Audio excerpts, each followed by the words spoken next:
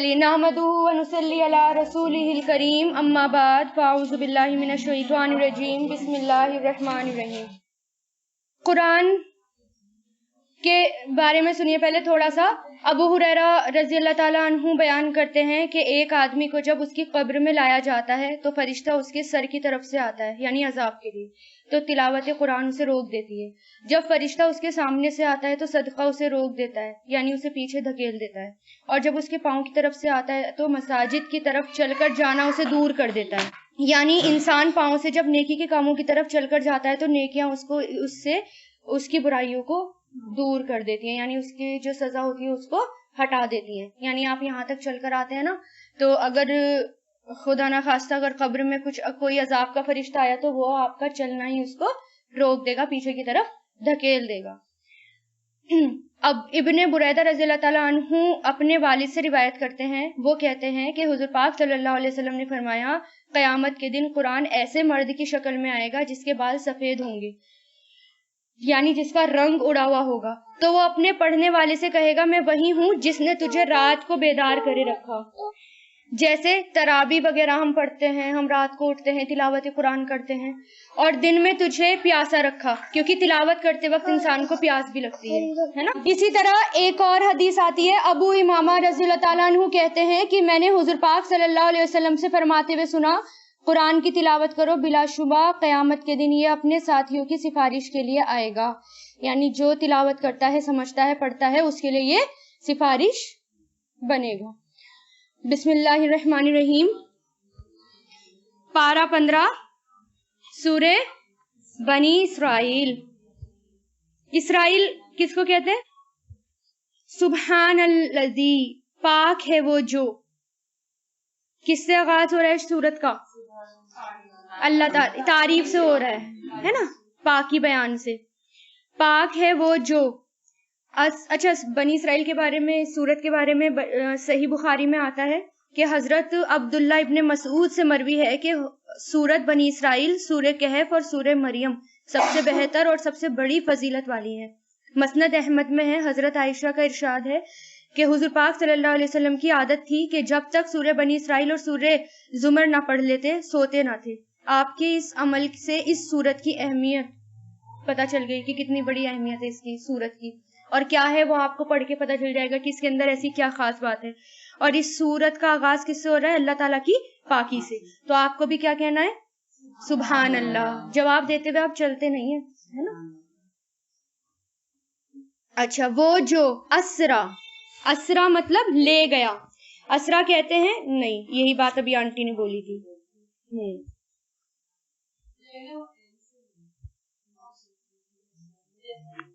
असरा, असरा होता है रात के वक्त ले जाना, यानी रात को ले जाना। आया है ना कितनी बार? उसमें भी कौन से वर्ड आते हैं? ठीक है ना।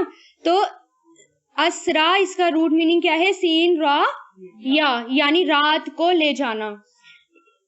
पाक है वो जो रात को ले गया, भी अब्दी ही, अपने बंदे को। लैलन, रात के एक हिस्से में, लैलन मतलब रात का एक हिस्सा। मिनल मस्जिदिल हराम, मस्जिद हराम से, इलल मस्जिदिल अक्सा, मस्जिद अक्सा तक। अल्लदी वो जो, बारकना बरकत दी थी हमने, हौलहू उसके आसपास, ली नुरी यका ताकि हम दिखाएं उसे, मिन आयतिना अपनी निशानियों में से, बेशक वो हुआ समीउन अलीम वही खूब सुनने वाला, खूब देखने वाला है। कौन सा सफर था ये? मक्का से फिलिस्तीन तक का सफर था, मेराज का सफर। ठीक है, मक्का से फिलिस्तीन तक का सफर था, मस्जिद हराम से मस्जिदुल अक्सा तक। ठीक है, इसी को सफरे इसरा भी कहा जाता है, क्योंकि वो रात को सफर लेकर गए थे, तो इसको इसरा भी कहा जाता है। और इसी से क्या है, क्या इस सफर को क्या कहा जाता है? मेराज, क्योंकि मेराज किससे बना है? आइन रा जीम, अर्ज आराजा या अरूजू किसको कहते हैं? उरूज, यानी ऊपर की तरफ ले जाना। ठीक है, बुलंदी की तरफ, उरूज की तरफ चढ़ना। असल में मारिज किसको कहते हैं? सीढ़ी को कहते हैं, क्योंकि वो ऊपर की तरफ ले जाती हैं सीढ़ियां भी, इसलिए अरबी में मारिज सीढ़ी को कहते हैं, और उसी से मेराज बना है। ठीक है, इस वक्त अगर मक्का वालों को अगर मस्जिद हराम से मस्जिदुल अक्सा जाना पड़ता था तो वो ऊंट पर बैठकर 40 रातों तक सफर करते थे, तब जाकर वहां वो पहुंचते थे। और हमारे नबी कब पहुंचे? راتوں رات پلک جھپکتے ہی. ٹھیک ہے نا. حضرت مالک, اچھا اس آیت میں واقع معراج کا تھوڑا سا ذکر بیان کیا گیا, بس معراج کا اسی کے اندر آتا ہے پورے قرآن میں, بس یہ جو ایک آیت ہے اسی کے اندر معراج کا ذکر آتا ہے. حضرت مالک بن سعصر رضی اللہ تعالیٰ عنہ کہتے ہیں کہ مجھے حضور پاک صلی اللہ علیہ وسلم نے معراج کا واقعہ سنایا. فرمایا کہ میں حتیم اور بعض اوقات فرمایا کہ ہجرہ میں لیٹا ہوا تھا, حتیم یا بعض اوقات فرمایا حجرے میں لیٹا ہوا تھا, کہ اچانک میرے پاس ایک شخص آیا, اس نے میرا سینہ چاک کر کے اس میں دل نکالا اور اس کو آب زمزم سے دھو کر اس میں ایمان اور یقین اور حکمت بھر دی. پھر میرے پاس ایک سواری لائی گئی جو خچر سے چھوٹی اور گدھے سے بڑی تھی, جس کا نام براق تھا. اس کا ایک قدم اس کی آنکھ کی نگاہ کی دوری پر پڑتا تھا. ایک قدم جتنا دور وہ دیکھتا تھا وہ ایک قدم ہوتا تھا. مطلب اتنی تیز سواری تھی کہ ہم اس کا اندازہ نہیں لگا سکتے. ایروپلین بھی نہیں ہے اتنا, لائٹ کی سپیڈ سے بھی زیادہ تیز تھا. لائٹ کی سپیڈ کتنی ہے تو وہ اس سے بھی زیادہ تیز تھا وہ. مجھے اس پر سوار کیا گیا اور جبریل علیہ السلام مجھے لے کر چلے. بیت المقدس تک ہمارا سفر اس پر ہوا. کہاں تک؟ بیت المقدس تک. پھر ایک معراج یعنی زینہ لایا گیا اور اس پر چڑھ کر ہم آسمان پہنچے. زینہ کس طرح کا تھا اس کی حقیقت اللہ ہی جانتے ہیں. کیا پتا ہو کچھ لفٹ کی طرح ہوا, وہ تو اللہ عالم, جو بھی ہے وہ نہیں بتایا, اس کے بارے میں پتا نہیں ہے کیسا ہے.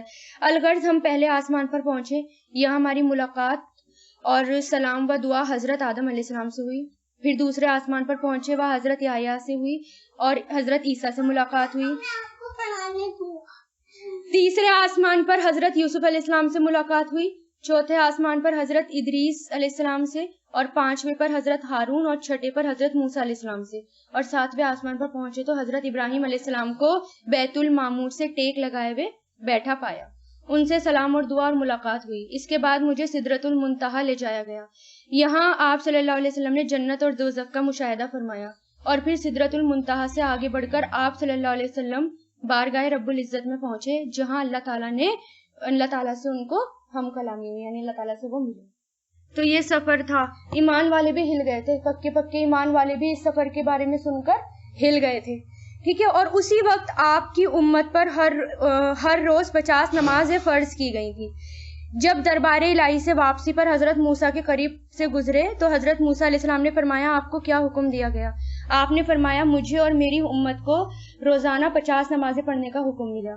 حضرت موسیٰ نے فرمایا, آپ کی امت روزانہ 50 نمازیں نہیں پڑھ سکے گی. میں نے آپ سے پہلے اپنی امت کا تجربہ کر کے دیکھ لیا ہے. آپ بارگاہ الہی میں جا کر نماز میں کمی کی درخواست کیجیے. میں نے جا کر درخواست کی تو 10 معاف کر دی گئی. واپسی پر پھر حضرت موسیٰ علیہ السلام نے معلوم کیا, پھر کم کرانے کا مشورہ دیا, یہاں تک کہ معاف ہوتے ہوتے صرف 5 نمازیں رہ گئیں. حضرت موسیٰ نے پھر فرمایا کہ ابھی اور کم کرائیے.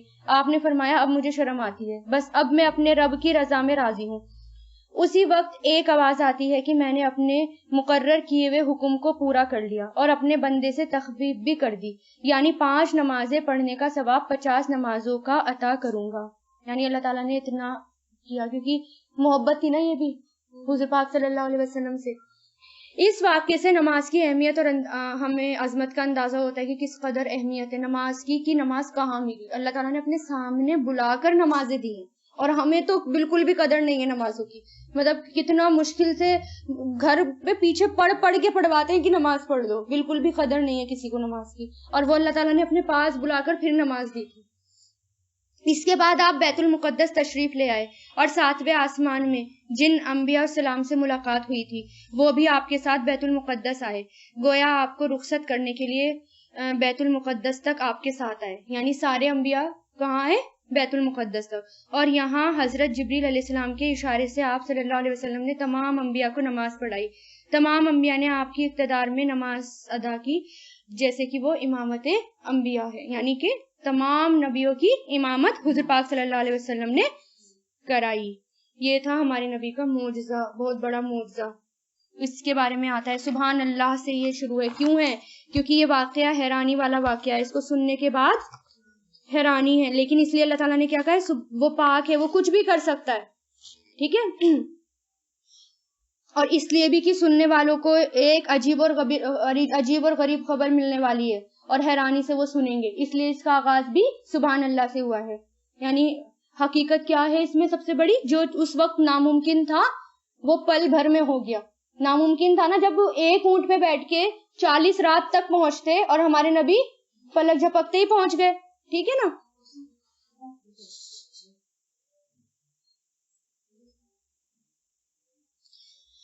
और यहाँ पर है कि वो जो बरकत दी हमने उसके आसपास, वो जगह कौन सी जगह, क्योंकि वहां की सरजमीन बहुत सरखेज है, वहां जो है कुदरती नहरें बहती हैं, बागात और फल हैं, वो जमीन जो है वहां पर काफी अंबिया भी आए हैं। कौन सी, हाँ, इसलिए उसको क्या कहा है कि बहुत बाबरकत है वो जगह जहां उसके आसपास की, जहां हम उनको ले गए। और इस सफर का मकसद क्या था, क्योंकि हुज़ूर पाक अल्लाह ताला को हुज़ूर पाक सल्लल्लाहु को अपनी निशानियां दिखानी थी, ठीक है। यानी दूसरे लफ्जों में ये सफर एक मोजज़ा था, देखने वालों के लिए भी और सुनने वालों के लिए। हजरत अबू हुरैरा कहते हैं कि हुज़ूर पाक सल्लल्लाहु अलैहि वसल्लम ने फरमाया, मेराज की रात बैतुल मुक़द्दस में मैंने अपने कदम उसी जगह पर रखे जहां पहले अंबिया ने रखे थे। आप सल्लल्लाहु अलैहि वसल्लम को यह सफर बुर्राक के जरिए करवाया गया था। अनस रज़ियल्लाहु ताला अन्हु कहते हैं कि मेराज की रात हुज़ूर पाक सल्लल्लाहु अलैहि वसल्लम के लिए बुर्राक लाया गया, जिसको लगाम डाली गई और वो मुज़य्यन की हुई थी, यानी बहुत अच्छे से, हाँ, खुशनुमा बनाया गया था।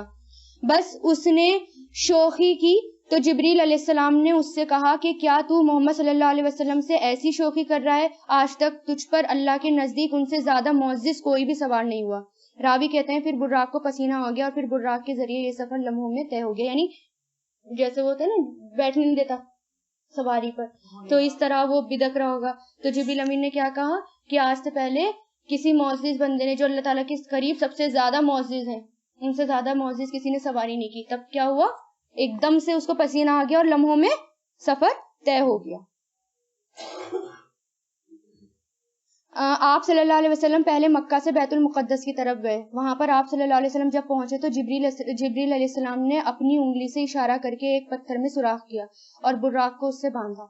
यहाँ पर आप सल्लल्लाहु अलैहि वसल्लम ने तमाम अंबिया को नमाज पढ़ाई, और जो बात का सिंबल यानी निशानी, उस बात का निशानी या सिंबल था कि आप सल्लल्लाहु अलैहि वसल्लम तमाम अंबिया के इमाम हैं, इमामुल मुरसलीन है। फिर वहां से आप सल्लल्लाहु अलैहि वसल्लम को आसमान की सैर कराई गई और 7वें आसमान तक ले जाया गया, सिदरतुल मुंतहा तक ले जाया गया, जहां से आप सल्लल्लाहु अलैहि वसल्लम ने अल्लाह सुब्हानहू तआला से हम कलाम किया, और वहां आपको अल्लाह ने 5 नमाजें भी दी और इसके अलावा और कुछ भी हिदायतें दी थी।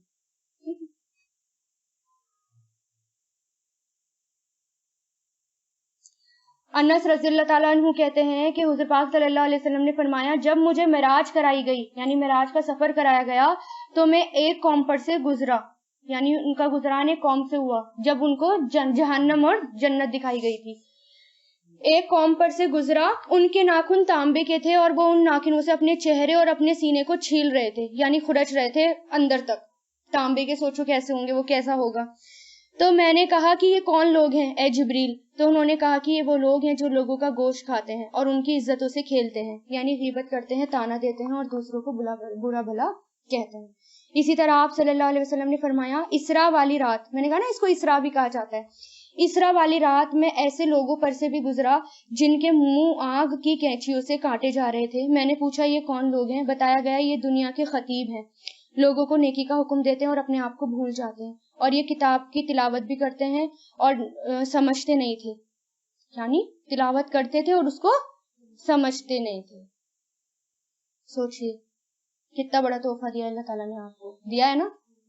जिसको पूरा करना है, अल्लाह से दुआ करनी है, अल्लाह ताला इसके रास्ते में कोई रुकावट ना आए और साथ खैरियत के ये पूरा हो जाए। इसी तरह मिराज की रात फरिश्तों ने हुज़ूर पाक सल्लल्लाहु अलैहि वसल्लम को कहा कि आप अपनी उम्मत को पचने लगाने का हुक्म दीजिए, यानी जिस भी जमात के पास से गुजरे थे उन्होंने आप सल्लल्लाहु अलैहि वसल्लम को यही मशवरा दिया कि आप अपनी उम्मत को हिजामा कराने का कहें, क्योंकि वो सेहत हासिल करने और बीमारियों से निकलने का बेहतरीन तरीका है। पचने किसे थे? हिजामा को। इसी तरह इब्राहिम अलैहिस्सलाम से जब उनकी मुलाकात हुई तो उन्होंने कहा कि ए मोहम्मद सल्लल्लाहु अलैहि वसल्लम, अपनी उम्मत को मेरी तरफ से सलाम पेश करना और उन्हें बताना कि जन्नत की मिट्टी पाकीज़ा है, उसका पानी मीठा है और उसका एक चटियल मैदान है, यानी जन्नत चटियल मैदान है। सुभान अल्लाहि वल्हम्दुलिल्लाहि वला इलाहा इल्लल्लाहु वल्लाहु अकबर कहना, वहां दरख्त लगाना, तो जो जितना जिक्र करेगा वो उतना ही दरख्त उसका लगता चला जाएगा। ठीक है ना। وآتینا اور عطا کی ہم نے موسیٰ علیہ السلام کو کتاب وجعلناہ اور ہم نے بنایا اسے ہدن ہدایت لی بنی اسرائیل بنی اسرائیل کے لیے یہ کہ نہیں تم بناؤ من دونی میرے سوا وکیلن کوئی کارساز. یعنی اللہ تعالیٰ نے اس کے بعد یعنی اپنا معراج کا ذکر کرنے کے بعد اور اپنے بارے میں پاکی بیان کرنے کے بعد اللہ تعالیٰ نے کس کا ذکر کیا؟ بنی اسرائیل کا. تورات بنی اسرائیل کے لیے تھی اور امت محمدیہ حضور پاک صلی اللہ علیہ وسلم اور قیامت تک کے لوگوں کے لیے ہے کیا؟ قرآن مجید. یعنی اس میں کوئی شک نہیں ہے. اس کے اندر یہ بات آئی ہے تو اس کے اندر کوئی بھی شک نہیں ہے کیونکہ کیا جب اس سفر کو کر آئے تھے آپ صلی اللہ علیہ وسلم تو سب لوگوں نے کہا جتنے بھی کافر اور مشرکین تھے وہ تو مذاق بنانے لگے اور ہنسنے لگے کہ دیکھو یہ تو بیت المقدس تک آئے. پھر اس کے بعد جب کسی نے حضرت ابو بکر سے کہا کہ دیکھو اب تو تمہارا دوست دیوانوں جیسی باتیں کرنے لگ رہا ہے اور وہ یہ کہہ رہے ہیں کہ وہ تو راتوں رات بیت المقدس تک کا سفر کر کے آ گئے, تو حضرت ابو بکر نے کیا کہا؟ اگر وہ ایسا کہہ رہے ہیں تو ایسا ہے. بنا کسی شک کے انہوں نے یقین کر لیا, تب سے ہی ان کا نام کیا پڑا؟ صدیق, حضرت ابو بکر صدیق. یعنی حضرت ابو بکر ایسے انسان تھے جن کے بارے میں یہ آتا ہے کہ جس کو بھی میں نے اسلام کی دعوت دی انہوں نے تھوڑا بہت سوچ وچار کیا, لیکن حضرت ابو بکر نے بنا کچھ سوچے سمجھے لبیک کہا. انہوں نے ایک لمحے کا بھی انتظار نہیں کیا اسلام کی دعوت میں بھی اور نبی کی کسی بات پر اور کسی کے حکم پر. اس لیے تو ان کا نام صدیق پڑا.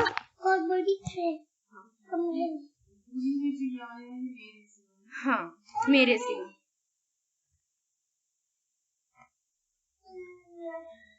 ذریتن. اب یہاں پر کیا ہے؟ نہیں تم بناؤ من دنی میرے علاوہ میرے سوا وکیلن کوئی دوست کوئی کارساز. ذریتن اولادیں ہیں من ان کی جنہیں ہم نے سوار کیا معن نوح کے ساتھ. انہو بے شک وہ تھے عبدن بندے شکورن شکر گزار. کس کی اولادیں ہیں وہ؟ نوح علیہ السلام کی. کیونکہ نوح علیہ السلام میں جب نوح علیہ السلام ان کی قوم کے اوپر عذاب آیا تھا تو کتنے لوگ بچے تھے؟ تھوڑے سے لوگ بچے تھے. باقی جتنے بھی آئے وہ کس کی اولادوں میں سے تھے؟ جو نوح علیہ السلام تھے اور جو ان کے حواری بچے تھے, جو ان کے صحابی بچے تھے, ان کی اولادوں میں سے. ٹھیک ہے, باقی سب غرق ہو گئے تھے. وَقَدَيْنَا اور فیصلہ کر دیا ہم نے اِلَى بنی اسرائیل بنی اسرائیل کی طرف یعنی بنی اسرائیل کو فی کتابی کتاب میں لا تفسدن کہ ضرور تم فساد کرو گے. یہاں پر لام بھی آ گیا اور نون شد بھی آ گیا, یعنی ضرور تم فساد کرو گے زمین میں مرتینی 2 بار. ولا تعلن اور ضرور تم سرکشی کرو گے, حد سے بڑھنا سرکشی کرنا. علوون اسی سے بنائے علوون سرکشی کبیرن بہت بڑی, یعنی ضرور تم 2 بار سرکشی کرو گے. کیا ہوا تھا 2 بار؟ فَإِذَا تو جب آ گیا وعدو وعدہ اولاہما ان دونوں میں سے پہلا. اولا کہتے ہیں پہلے کو, قریب کو. دنیا کے لیے بھی اولا آتا ہے نا, اور اخرا بات کو دوسرے کو. بعثنا ہم نے بھیجا علیکم تم پر عبادن لنا اپنے بندوں کو اولی باسن لڑائی والے شدیدن شدید سخت لڑائی والے. وجاسو اور وہ گھس گئے خلالا اندر. خلال کس کو کہتے ہیں؟ اندر. دیار گھروں کے. وکانا اور تھا وہ وعدن ایک وعدہ مفعولا ہو کر رہنے والا.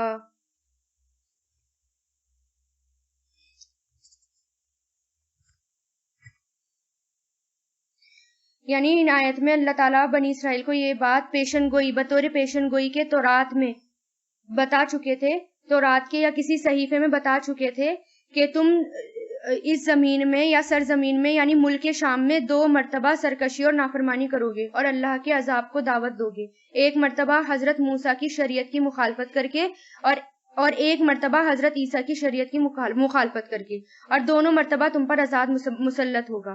پھر جب تم اپنی سرکشی پر شرمندہ ہو کر توبہ کرو گے تو وہ عذاب تم سے اٹھا لیا جائے گا. تو ایسے ہی ہوا تھا جب انہوں نے 2 بار سرکشی کری اور پھر توبہ کر لی تو کتنے مدتوں بعد ان کے اوپر سے وہ عذاب ہٹایا گیا تھا.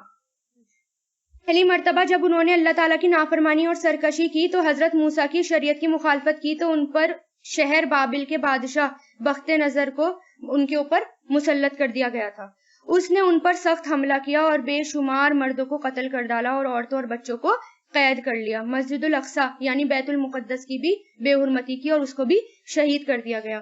تقریباً 100 سال تک بنی اسرائیل کو اپنا غلام بنا کر رکھا اور ان سے طرح طرح کے سخت قسم کے کام لیتا رہا اور ان کو ذلیل اور خوار کرتا رہا. کون تھا یہ؟ بخت نظر.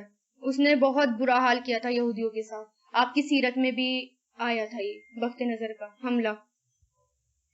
اور پھر جب یہ اپنی نافرمانی پر شرمندہ ہوئے، پچھتائے، تو پھر تقریباً 1 صدی بعد ایران کے بادشاہ نے بابل پر حملہ کر کے اس کو فتح کیا اور ان بیچاروں کو یعنی بنی اسرائیل پر اس کو رحم آیا اور اس نے انہیں آزاد کر دیا اور ان کو ملک شام میں واپس آباد کر دیا. اور پھر ان کے تعاون سے شاہ ایران نے مسجد الاقصی کو دوبارہ جیسا پہلے تھی اس کو ویسا تیار کیا. یعنی ان کے تعاون ان سب نے ہیلپ کری اور مسجد الاقصی کو دوبارہ انہوں نے ٹھیک کیا.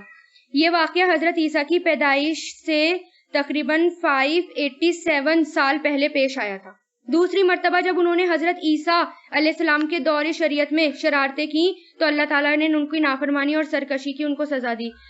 یعنی پھر ان کے اوپر عذاب آیا، یعنی پھر سے ایک بادشاہ ان کے اوپر مسلط کیا گیا. حضرت عیسیٰ جب ان پر عذاب آیا، کب؟ حضرت عیسیٰ کے آسمان پر اٹھائے جانے کے تقریباً 70 سال بعد ان پر مسلط ہوا، جب بنی اسرائیل نے اپنے حکمران شاہ روم سے بغاوت کی، یعنی رومی بادشاہ سے بغاوت کی تو اس نے مار مار کر ان کا برا حال بنا دیا اور بے شمار لوگوں کو قتل کیا، اور جو بچے کچے تھے پھر سے ذلت اور غلامی کی زندگی بسر کرنے لگے. رومیوں نے یہودیوں کے شہر اور مسجد الاقصی کو بھی تباہ کر ڈالا. پھر جب انہوں نے اللہ تعالیٰ کی سچی توبہ کی، یعنی اللہ تعالیٰ کی طرف سچی توبہ کی، تو اللہ تعالیٰ نے کو ان کے حال پر رحم آیا اور ان کا ملک، مال اور دولت اور اولاد وغیرہ انہیں واپس دی.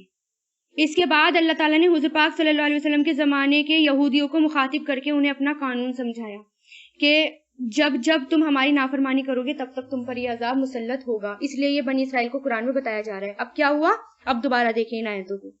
اور ہم نے فیصلہ کر دیا بنی اسرائیل کو کتاب میں، تم ضرور فساد کرو گے زمین میں مرتینی 2 مرتبہ، وَلَتَعَلُنَّ اور ضرور تم سرکشی کرو گے، علوًا سرکشی، کبیرًا بہت بڑی.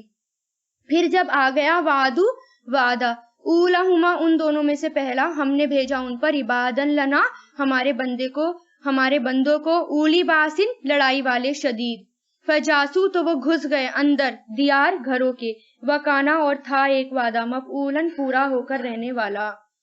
یعنی جب ان پر عذاب آیا تھا، ٹھیک ہے نا.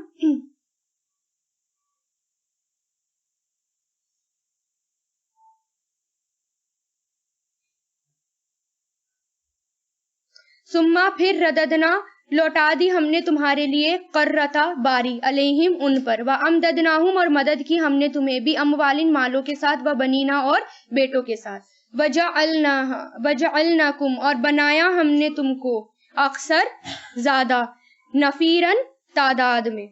ٹھیک ہے نا. یعنی جب انہوں نے سچی توبہ کری تو اللہ تعالیٰ نے ان کی مدد کی اور ان کو مال بھی دیا اور ان کو بیٹے بھی دیے، ان کو سب دیا. لیکن پہلے تو کس قدر، یعنی کس جنریشن نے دیکھا ہوگا، وہ جس جنریشن نے نافرمانی کی ہوگی وہ تو چلی گئی ہوگی، کچھ بچے کچھ تھوڑے بہت بچے ہوں گے اس میں، اور باقی ان کی جو عذاب ہٹا تھا وہ دوسری جنریشن کے اوپر سے ہٹا تھا. ایسی ہوتا ہے جب عذاب آتا ہے نا تو وہ اسی جنریشن پر نہیں رہتا، وہ اگلی جنریشن تک پہنچتا ہے عذاب. اس کے بعد جب وہ سچے لوگ پیدا ہوتے ہیں نا، جب وہ کچھ کام کرتے ہیں تب عذاب ہٹتا ہے، تبھی تو ہٹا ہوگا. ان میں سے کچھ بچے پیدا ہوئے ہوں گے، وہ اللہ تعالیٰ کی طرف رجوع کر رہے ہوں گے، اللہ تعالیٰ کا کام کر رہے ہوں گے، اللہ تعالیٰ کو رحم آیا ہوگا اور اللہ تعالیٰ نے عذاب کو ہٹا دیا ہوگا. ان اگر احسنتم بھلائی کی تم نے، احسنتم بھلائی، اگر تم نے بھلائی کی لِأَنفُسِكُمْ اپنی نفسوں کے لیے. یعنی اگر بھلائی کرو گے تو کس لیے بھلائی کرو گے؟ اپنی نفسوں کے لیے. اور اگر اساتم برا کیا تم نے، کس سے بنائیے؟ ہاں، اساکم برا کیا تم نے مطلب بہت برا کیا، فلاح تو اپنے لیے ہے، فائزہ پھر جب آ جائے گا وعدہ آخرتی دوسری مرتبہ کا، یعنی دوسرا، لی یسوء تاکہ وہ بگاڑ دے، لی مطلب تاکہ، یسوء وہ بگاڑ دے، وجوہکم تمہارے چہرے، ولی یدخلوا اور تاکہ وہ داخل ہوں مسجد میں، کما جیسے کہ دخلوہ وہ داخل ہوئے تھے اس میں، اول مرتن پہلی مرتبہ، ولی یتبروا اور تاکہ وہ تباہ کر دے، برباد کر دے. یتبروا وہ جس پر علو انہوں نے سرکشی کی یا وہ غلبہ پا گئے. علو یہاں پر غلبہ ہے، اعلیٰ اوپر سے، اور وہ غلبہ پا گئے. تتبیرن بری طرح برباد کرنا. کیا سمجھ میں آیا یہاں پر؟ تتبیرہ کہتے ہیں جب بری طرح ہلاک ہو جائے، یعنی بہت ہلاک کرنے کے لیے آتا ہے، ہلاک کرنا، برباد کرنے کے لیے تتبیرہ. اور اگر دال آ جائے تتبیرہ کر کے آ جائے تو یعنی ہلاکت کی شروعات کے لیے آتا ہے. ٹھیک ہے نا؟ اچھا، انہوں نے کیا کرا تھا؟ 2 بار انہوں نے سرکشی کی اور 2 بار انہوں نے شریعت کو تار کیا، اپنے نبیوں کی باتوں کو نہیں مانا، اور اللہ تعالیٰ نے 2 بار ان کے اوپر بادشاہ مسلط کرے. اور کتنا برا حال ہوتا رہا ہے یہودیوں کا وہاں تب سے لے کر اب تک بھی ہوتا رہا نا یہودیوں کے اوپر کس کا سخت حملہ. آگے چلتے ہیں. عسا امید ہے ربکم تمہارا رب کے یرحمکم وہ رحم کرے تم پر. وَإِنْ اور اگر تم لوٹو گے. تم آدھا یعودو سے تم آدھا مطلب دوبارہ کرنا.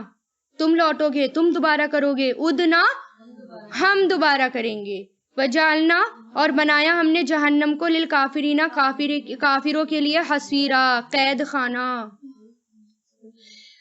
حسیر قید خانہ، گھیرنے کی جگہ. ٹھیک ہے نا؟ گھیرنے کی جگہ قید خانہ. یعنی اللہ تعالیٰ کیا کہہ رہے ہیں؟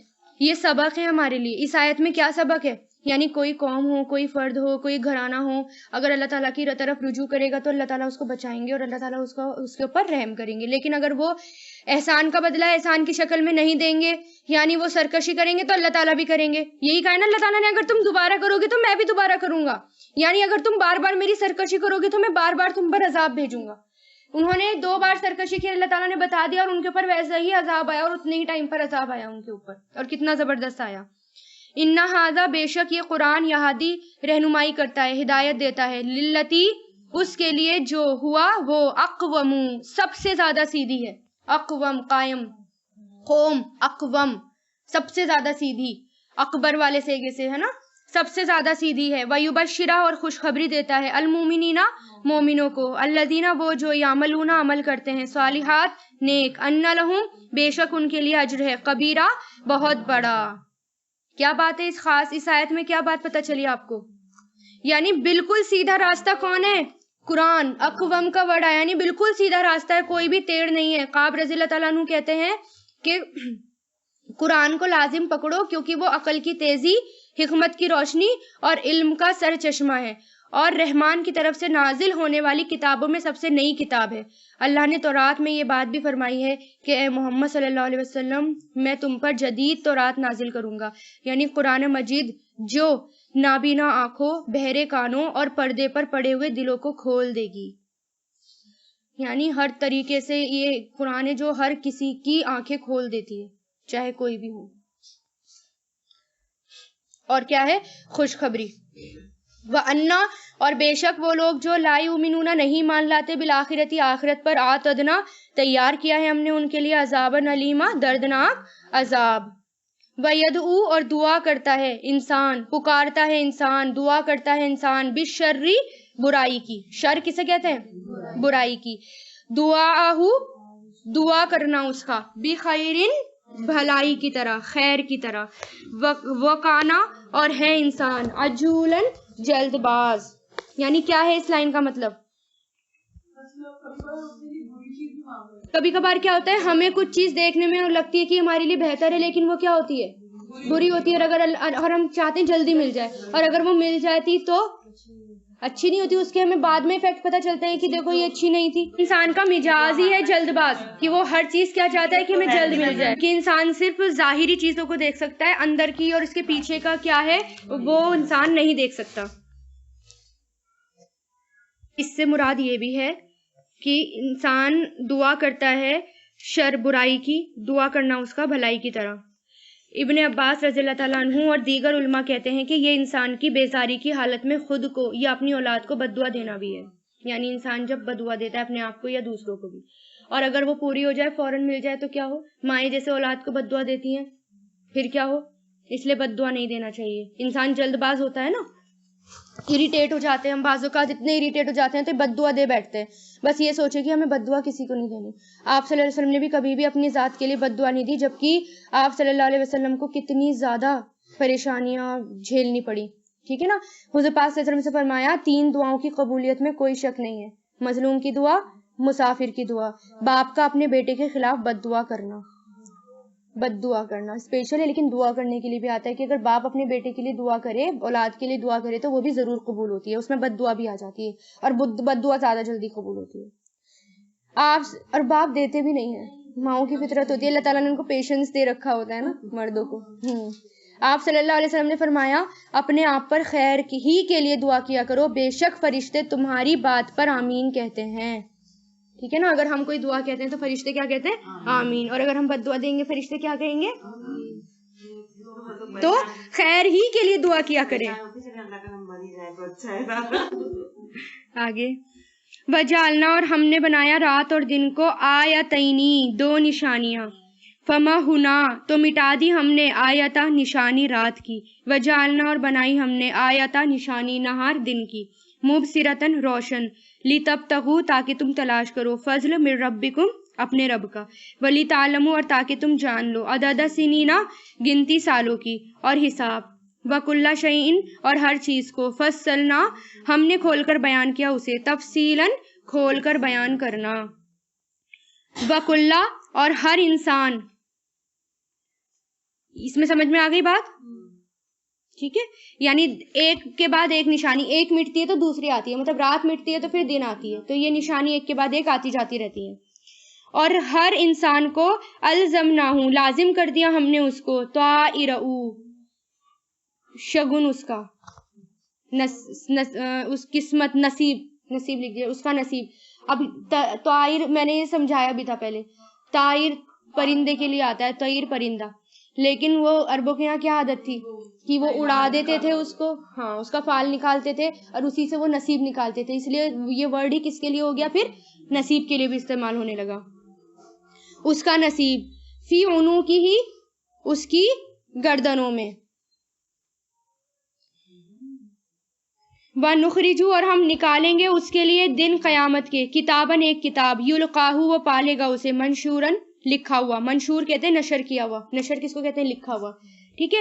نصیب مطلب ہر انسان کا نصیب اللہ تعالیٰ نے لکھ دیا، ایک کتاب میں لکھ دیا، اور گردن کا مطلب ایک محاورے کی طرح ہے، اور پھر جو ہمارے یہاں فرشتے بیٹھے رہتے ہیں، 2 فرشتے، وہ بھی مستقل لکھ رہے ہیں، اور قیامت کے دن بھی وہ ہمیں کھول کر ہمارے سامنے لا دی جائے گی۔ اللہ تعالیٰ کے یہاں ہر چیز کیا ہے؟ لکھی ہوئی ہے، نصیب بھی اور سارے اعمال بھی سب لکھے جا رہے ہیں، ہر چیز ریٹن میں ہے، اس لیے آپ بھی ہر چیز لکھا کریں۔ اللہ تعالیٰ کو بھی لکھنا پسند ہے، تبھی تو اللہ تعالیٰ نے ہر چیز لکھی ہوئی ہے نا۔ قرآن یہ بھی لوح محفوظ میں لکھا ہوا تھا، ہے نا، اور فرشتے آپ کے عمل لکھ رہے ہیں، اور نصیب بھی اللہ تعالیٰ نے لکھ دیا، ٹھیک ہے نا۔ یعنی انسان جو کچھ کماتا ہے وہ اس کے اوپر لادا جاتا ہے، یہ ہے نصیب کا، یعنی جو کچھ کماتا ہے وہ اس کے اوپر لاد دیا جاتا ہے، جسے ہم قیامت کے دن ایک کتاب کی شکل میں نکالیں گے، اعمال نامہ، بک آف ڈیڈز، وہ اپنی کتاب کو کھلا ہوا دیکھے گا، ٹھیک ہے، اور وہ ساری چیزیں اس کے اندر دیکھ لے گا۔ اقرا، پڑھ، کون کہے گا؟ اللہ تعالیٰ۔ اقرا، پڑھو، کتاب کا، اپنی کتاب، کفا، کافی ہے، بنفسی کا، تیرے ہی نفس کے لیے، آج، علیکا، تجھ پر، حسیباً، حساب لینے والا، یعنی اس کو پڑھو کیونکہ آج جب اس کو تو پڑھ لے گا تو اپنی نفس کے لیے خود ہی کافی ہو جائے گا۔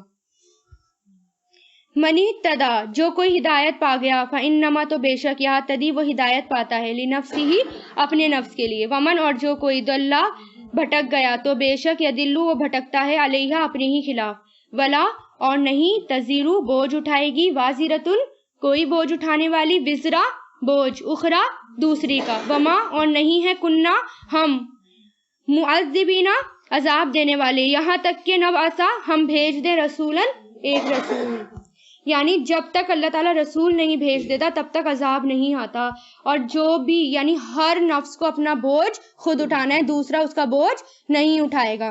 اچھا، جن کے پاس کبھی دین کی دعوت نہیں پہنچی، کوئی رسول نہیں پہنچا، بعض روایتوں میں آتا ہے کہ قیامت کے دن ان کے پاس فرشتے آئیں گے اور ان سے کہیں گے کہ داخل ہو جاؤ اس جہنم میں، اگر وہ داخل ہو جاتے ہیں تو اللہ اس کو یعنی اللہ کے حکم کو وہ مان لیتے ہیں اور داخل ہونے کی کوشش کرتے ہیں اور اللہ کے حکم کو مان لیتے ہیں تو ان کے لیے جہنم گل اور گلزار بن جائے گی، ان کو کچھ نہیں ہوگا. اور اگر وہ منع کر دیتے ہیں تو ان کو بھی گھسیٹ کر وہاں پھینک دیا جائے گا، کیونکہ بات تو وہی نا، اللہ تعالیٰ کی نافرمانی کرنا اور اللہ تعالیٰ کو ماننا.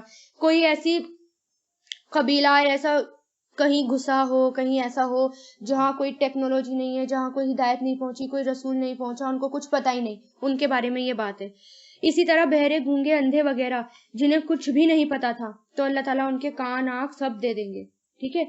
اور کافروں کے بچے، امام بخاری کہتے ہیں کہ ان کے بچے جنت میں جائیں گے کیونکہ وہ معصوم ہوتے ہیں. وَإِذَا، اور جب اردنا، ہم ارادہ کرتے ہیں کہ نہلکا، ہم ہلاک کر دیں، قریتن، کسی بستی کو، امرنا، ہم حکم دیتے ہیں، مترفیہا، اس کے خوشحال لوگوں کو.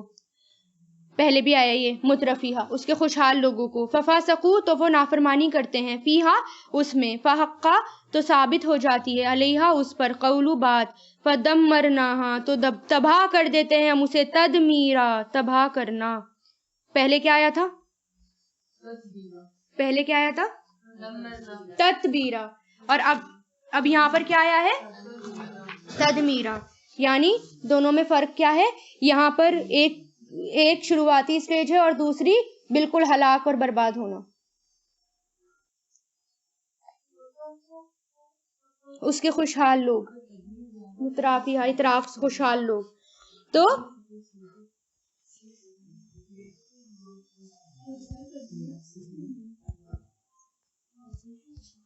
وَكَمْ، اور کتنی ہی، اہلکنا، ہم نے ہلاک کر دی، من القرونی، بستیاں، نوح علیہ السلام کے بعد. وَكَفَا، اور کافی ہے، بِرَبِّكَ، آپ کا رب، بِذُنُوبِ، گناہوں کو، بِعِبَادِی، اپنے بندے کے، خبیرن، خوب خبر رکھنے والا، بصیرن، خوب دیکھنے والا.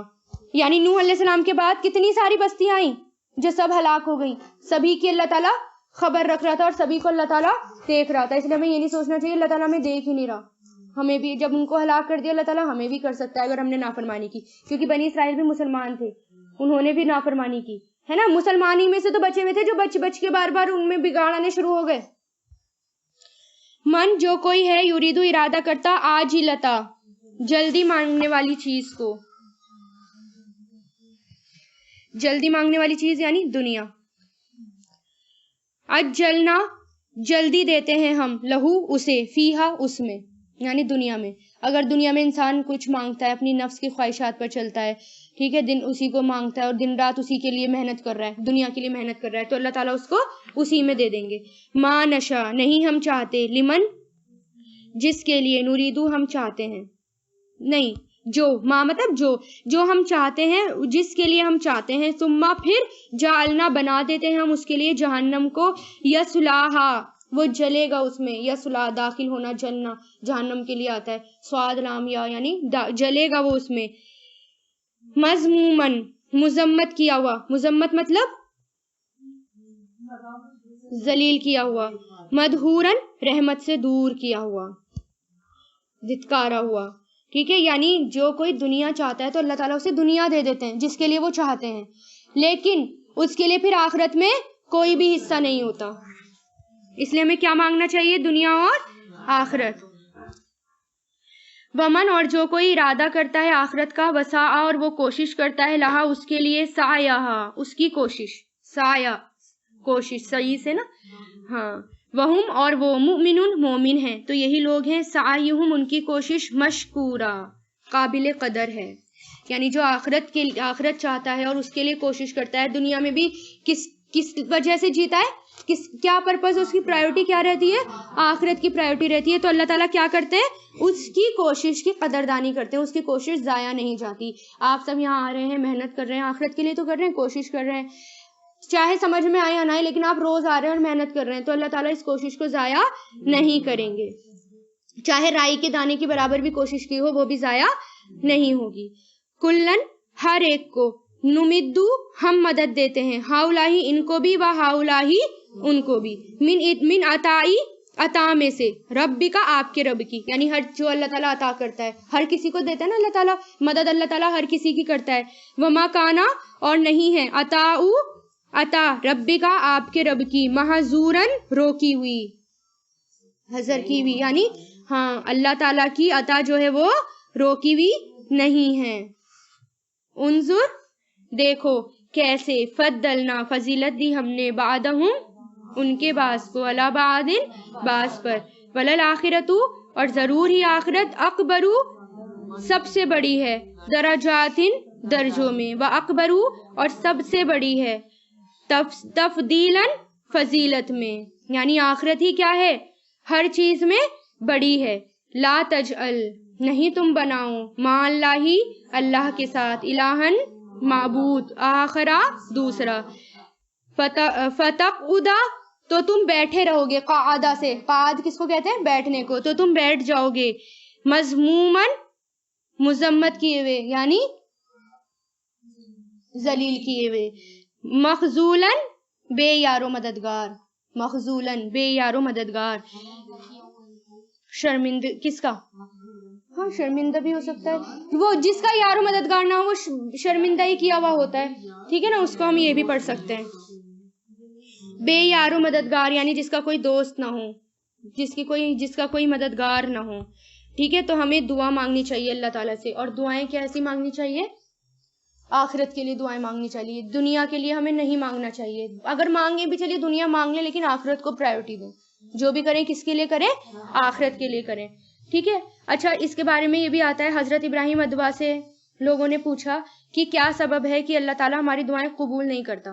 انہوں نے فرمایا تم اللہ تعالیٰ کو جانتے ہو مگر اس کی اطاعت نہیں کرتے، حضور پاک صلی اللہ علیہ وسلم کو پہچانتے ہو مگر ان کی پیروی نہیں کرتے، قرآن کو پڑھتے ہو مگر اس پر عمل نہیں کرتے، اللہ کی نعمت کھاتے ہو مگر اس کا شکر ادا نہیں کرتے، جانتے ہو کہ دوزخ گناہ گاروں کے لیے ہے مگر اس سے ذرا بھی نہیں ڈرتے، شیطان کو دشمن سمجھتے ہو مگر اس سے بھاگتے نہیں، موت کو برحق سمجھتے ہو مگر اس کے لیے کوئی سامان تیار نہیں کرتے، اقارب کو اپنے ہاتھوں سے دفناتے ہو مگر اس سے عبرت حاصل نہیں پکڑتے یا عبرت حاصل نہیں کرتے. بھلا جو لوگ ایسے کام کرتے ہیں تو ان کی دعائیں کیسے قبول ہوں گی، یعنی اگر ہم ایسے کام کریں گے تو ہماری دعائیں